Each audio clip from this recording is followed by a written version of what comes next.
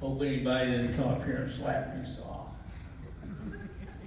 But I wanted to, either recognize the support service that I've had in my life. My wife is 51 years, Sharon.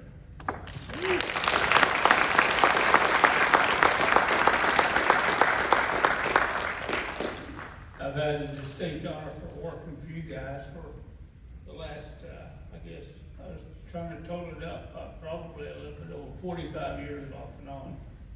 I've been able to meet, I think, 4 presidents of the United States. And starting with the man who replaced Nixon. That's probably older than some of you guys in the room. Those were the days when tribes had very little. There were no casinos. We basically worked on grit. We had leadership that was tough. I saw so many things happen in those days. I think today you would probably say, my gosh, what's going on?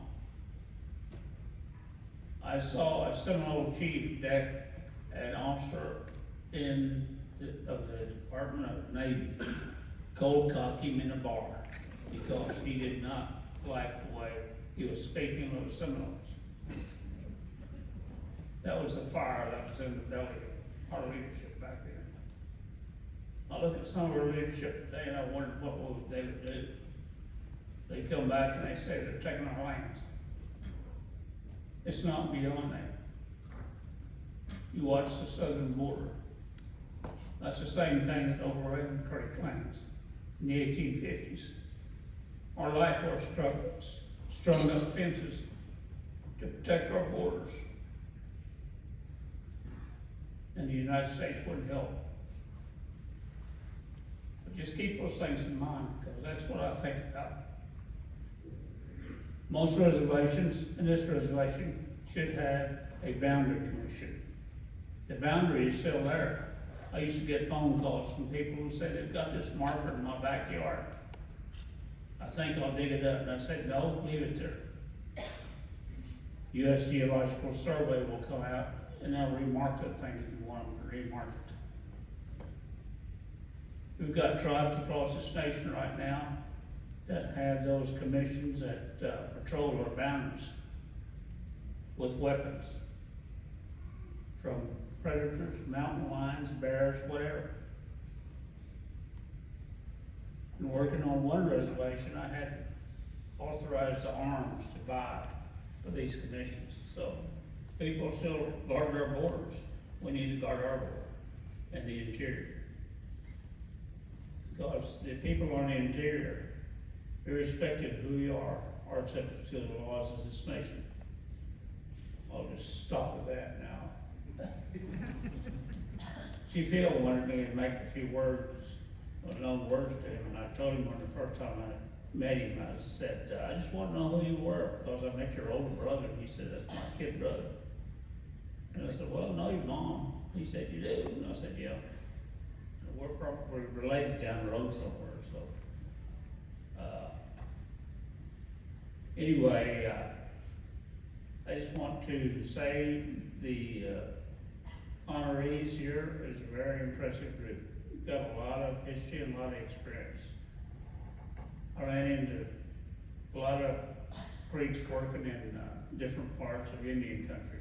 And I've worked on most reservations. I've gone in there as a federal agent. I've gone in there as a tribal rep, helping to negotiate agreements to take over federal services.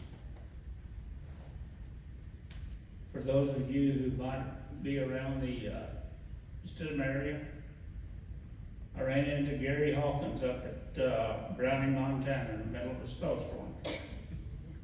I was walking into Browning Hospital, and he was sitting there in the parking lot. And I had my head down walking in. The snow was beating down, and I heard my name. And I thought, this is the end. I looked up and it was Gary. He'd just been deployed as a missionary up there. And he was having a hard time with his kids adjusting.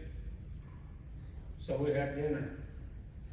And I went back to Cut Bank, Montana, and spent the rest of my time out there, worked with the tribe up there, doing my customary systems work for the hospital. Because I worked all over Montana, and probably every reservation up there has got I'm registered in that system. Because that was a test, I'd register my name and see if everything worked. And I've got so many stories about Indian people. They're alike, but we all have the same humor. One of the things that, the humorous stories that I'll tell you right now, it might be a little risque for some of you, but I'll tell you anyway. I was down at White Mountain.